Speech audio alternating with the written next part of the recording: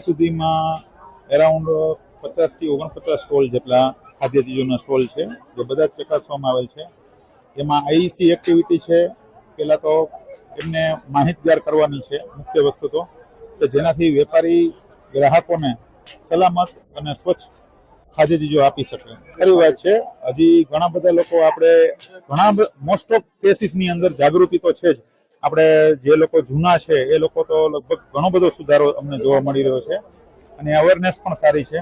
એમાં લોકો ખાદ્ય પદાર્થના પેકિંગ છે એની ઉપર ડેટ જોઈને લે છે. તેમ છતાં અમુક જે પ્રીપેડ ફૂડ બનાવતા હોય એમાં ખાસ કરીને સડેલા બટેટા છે, ચટણી છે, ડેટ વગરની છે, ઉપરાંત એવા વાસી પદાર્થો છે જે અમને જોવા મળેલ.